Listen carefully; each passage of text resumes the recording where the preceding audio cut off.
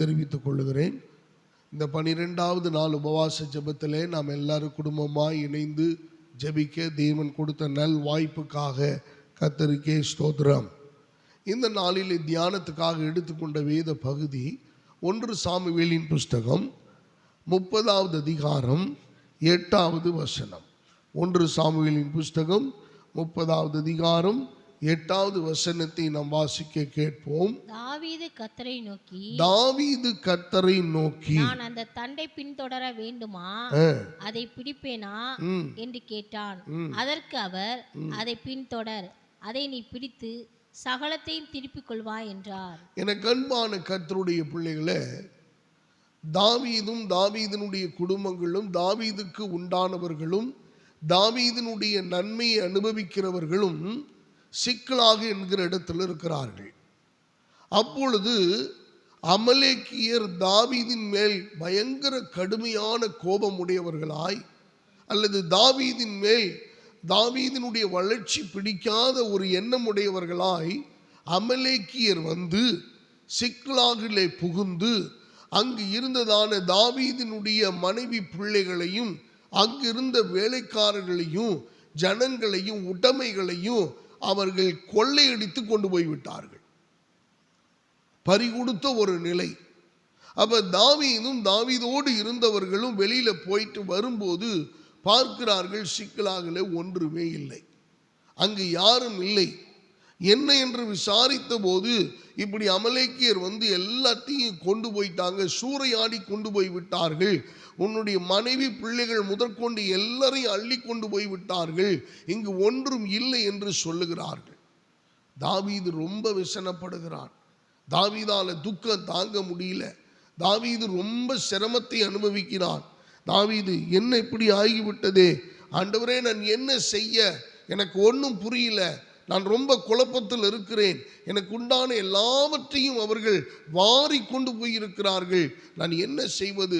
ஒரு பக்கம் பயங்கர கோபம், ஒரு பக்கம் பயங்கர ஆதங்கம், விசனப்பட்டு கொண்டிருக்கிறான், மன கிளேசத்தோடு இருக்கிறான்.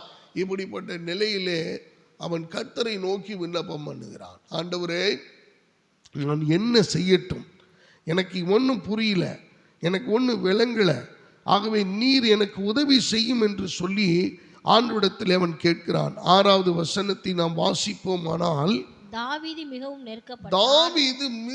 நெருக்கப்பட்டான். சகல ஜனங்களும் தங்கள் குமாரர் குமார்த்திகள் நிமித்தம் மனக்லேசமானதினால் அவனை கல்லறிய வேண்டும் என்று சொல்லிக் கொண்டார்கள். தாவீது தன் தேவனாய கர்த்தருக்குள்ளே தன்னை திடப்படுத்திக் கொண்டான். அன்பான தேவ பிள்ளைகளை நல்ல கவனிங்களேன். யாரோ ஒருத்தர் சம்பந்தமே இல்லாதவன் நம்ம மேலே கல்லெறிஞ்சா நம்ம ரைட், அவனுக்கு தெரியாது, ஒன்றும் பிரச்சனை இல்லை.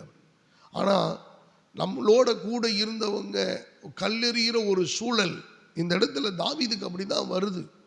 தாவீது நல்லது செஞ்சப்பெல்லாம் கூட இருந்து எல்லாத்தையும் அனுபவித்த இந்த கூட்டம் இப்போ ஒரு பிரச்சனைன்னு வரும்போது அவன் மேலே ஆதங்க மன கிளேசமாய் கோபத்தில் என்ன செய்யறன்னு தெரியாமல் அவர்கள் வேற வேற மாதிரிலாம் பேசுகிறாங்க.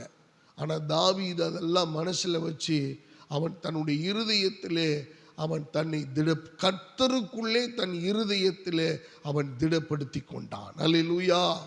அன்பான கர்த்தருடைய பிள்ளைகளை, அப்போ திடப்படுத்தி கொள்ளும் போது ஆண்டவரிடத்தில் அவன் கேட்கிறான், ஆண்டவரே, நான் என்ன செய்ய?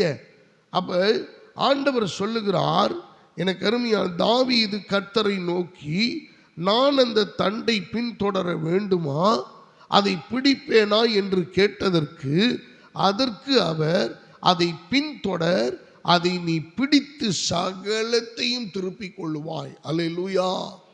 அன்பான கர்த்தருடைய பிள்ளைகளை, இந்த காலை வேளையில இந்த சம்பவத்தை நீங்கள் உங்கள் மனதிலே வையுங்கள்.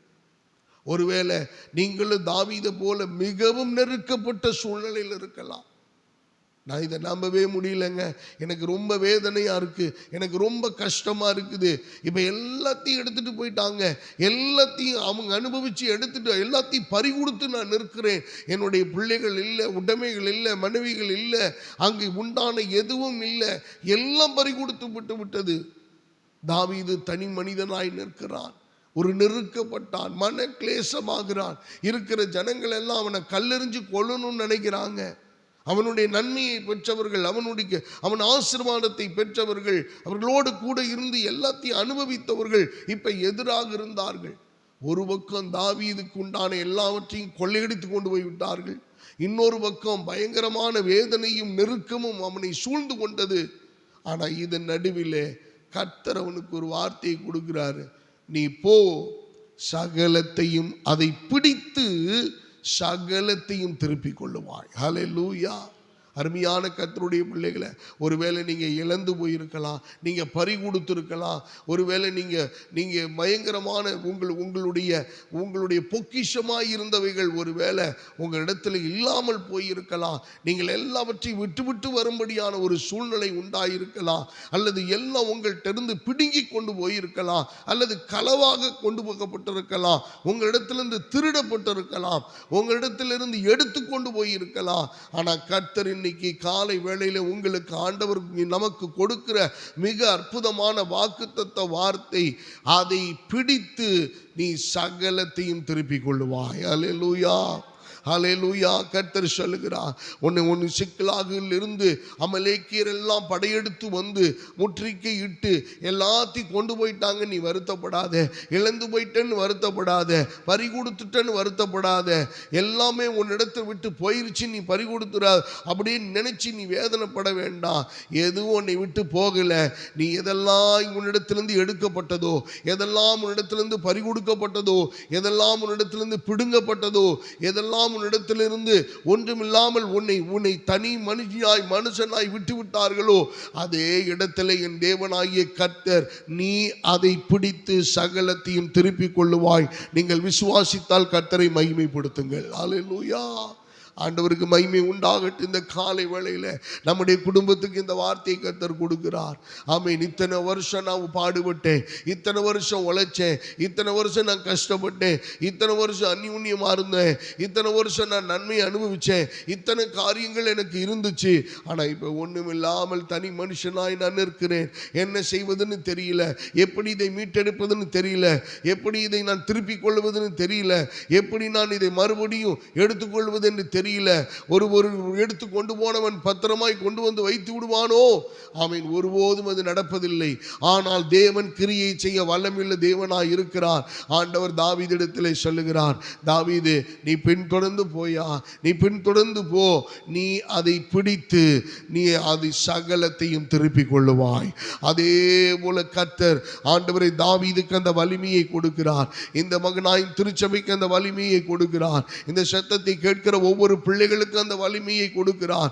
நீங்கள் தொய்ந்து போக வேண்டிய அவசியம் இல்லை, சோர்ந்து போக வேண்டிய அவசியம் இல்லை, மனநொந்து போக வேண்டிய அவசியம் இல்லை. என் தேவனாகிய கர்த்தர் இந்த 12வது உபவாச நாளிலே எதையெல்லாம் நீங்க இழந்தீங்களோ, எதையெல்லாம் நீங்க பறி கொடுத்தீங்களோ, எதெல்லாம் உங்களை விட்டு போனதோ, எதெல்லாம் உங்களிடத்திலிருந்து எடுக்கப்பட்டு போனதோ, எதெல்லாம் நீங்கள் இல்லாமல் தவிக்கிறீர்களோ, ஆண்டவர் அதை திருப்பிக் கொள்ளத்தக்கதான கிருபைகளையும் வரங்களையும் ஆசீர்வாதங்களையும் நன்மைகளையும் கர்த்தர் தர போதுமான தேவனாய் இருக்கிறார். ஆமீன். கர்த்தருக்கே மகிமை உண்டாவதாக.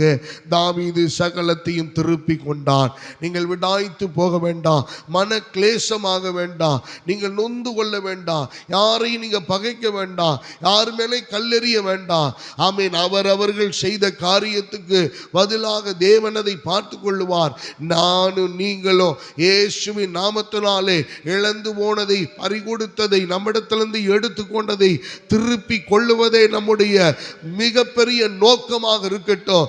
தேவன் அதை செய்ய வல்லமையுள்ள தேவனாய் இருக்கிறார். அப்படியே நம்ம எல்லாரும் கண்களை மூடி தேவ சமூகத்தில் அப்படியே ஒப்பு கொடுத்து சகலத்தையும் திருப்பி கொள்ளுகிற அதிகாரத்தை, சகலத்தையும் திருப்பி கொள்ளுகிற பலத்தை, சகலத்தையும்